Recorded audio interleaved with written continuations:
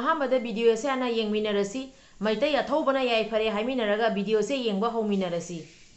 long live PLA ningtam lamina mai papa orisno hai wafam sebada kumpisi mayam puramana long live long live long live ningtam lamina mai papa ningtam mai papa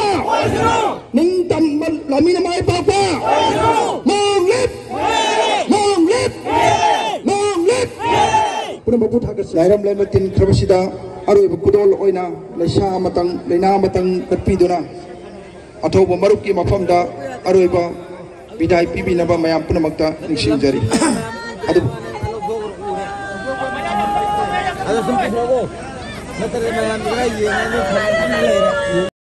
mathang video se among yengminarasi mafam khudimakta ibutho pakhangba saphong lae aikhoi maiteina asom mai pakani leiba maitei athouba mayam punamaku ibung yupa isinau mayam punapu ibutho pakhangmana thaujal pine biba oyesanu mathang video se among yengminarasi kukina central government da singna ghare adudi yengminarasi isinau mayam pause border fencing khaba yaning de sabsana pakhumpi gani haina kuki np kuki ship association of phongdokre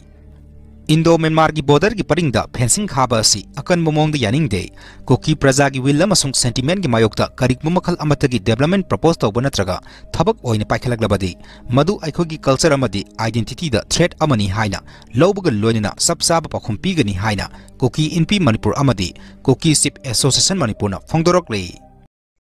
kuki ani khongpak na kauduna tandhore e hai Delhi dagi ado pause taminarasi ko kuki singna border fencing khabagi mayokta yaning debo phongdo ise Myanmar romdagi illegal immigrants mayam ama kram haina changak turi habagi pakhatpa amasung mafam aphong khuding makta kuki singse khongaw nei habasigi mathang pause amuk taminarasi ko Delhi da kuki ani khongpak na kauduna tandhore e hai adudi taminarasi ala khucherke ahing da yu ngarga long live kukilen na larakpa kuki macha ani room dai tanthokre hairi de Myanmar da phajanduna thamkiba Assam rifle na Manipur state police da sinar e hai adudi taminarasi pause chinau mayam Myanmar border area da nahan nungmai kapna bada KNAB amadi PDF singna phakhiba asokpa myoy adu Assam rifles na ngasi Manipur police da sinar khre hairi ngasi di haure bai bung yupa amasung leiriba aikhoi gi maitei athouba khunga ko amasung village volunteer ga loina na leiriba arambai chinau singi mafamda ningol chakouba lakpasida machan ama oina machi ama oina wafam khatang thamjage khudol matang nijage adudi leiriba aikhoi bung yupa chinau mayam punamak apun moina lepiraga matam punamakta nungshi chanana leibu aduga amana soigraga su amana lan khraga su amana amabu ngakpiraga apun moina leibiraga hauji kukina maitai da landabada isinau mayamna apun moina lepaga yekna babu maikhiba piba sumaina matam punamakta su apun moina lepiu haiba wafamse simatang nijage aduga ningol chakouba sida ningol singi wafamda su PARIEMOM channel gi magedi wafam tang thamjage mamang sahi kaya gi mamang dagi aikhoina ningol chakouba ne lakpa matamda aigi ipamda aikhoina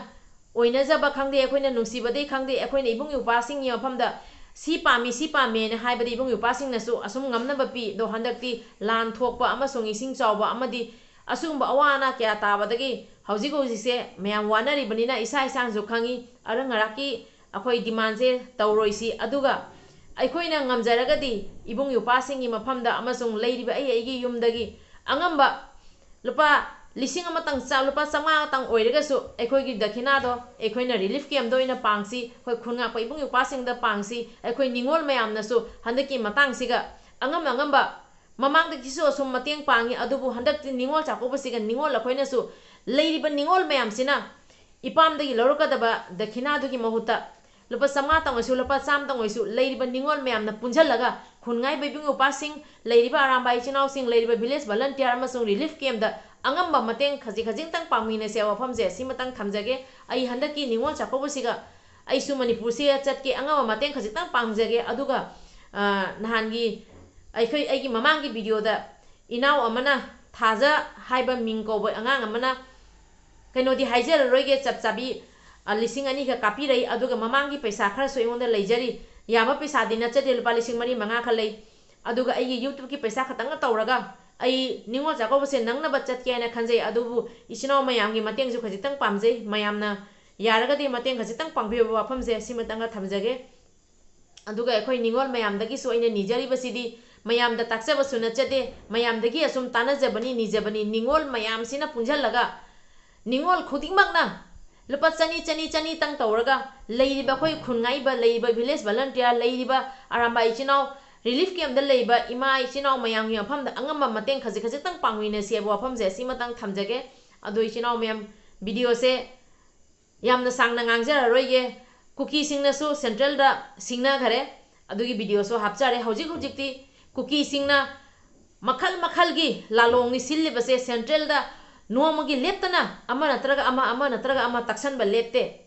aduga cookie gi di mateng pangsana ba cookie MLA minister moi chongdoi ichau chauna open moi di law gi against the chatli separate administration gi demand tawri de aikhoi gi di mayam na su loina khangi baduni aduna aikhoi na su ai angam ba thakta aikhoi gi leiriba ichinaw gi angam mateng pangminasi mayam na su mateng pangi adu eri su handakti ningol chakoba siga ningol akhoi na su amuk lupa chani tang lupa chama tang angam ba thakta lupa samnga lising leiriba anakpa relief camp da leiriba khungai baibung eupa sing da leiriba arambai chinaw sing da apun boina mateng khaji tang pangmine se wafam je simatanga thamjarang ge doi chinaw mayam video se yam sangna ngangjara roige video siga soiran yaw khiba kya leira ka so ngakpi waina yengbiriba mayam punam ke afam da PARIEMOM channel lei ko nonjari mayam na su paw ama taramani ko paw do ai sumaina huji thambase nungai tare moirang da thoiba thodok tugi matang da kai to bono dudi ai su chapchabi khangjadre adugi tamak taibung yupa sing afam da ina haijaga debi mayam nungshi chanana leiminasy aikhoi meitei athouba ngatani meitei nongsa ngatani ibung yupa ichinaw mayam punam apun boina leiminaraga nungshi chanana leiminase wafam je simatang thamjaramge nachana mo oina nasi ama oina ibung yupa singi mafam da akhoi ichinaw ibung yupa nungsinana amana amabu ngakpiraga nungaina harauna leibase asini akhoi mayam na su pamjari base asi afam se tang thamjage loisanjarage budo pakhang mana yai phare kanglei pakna yai phare.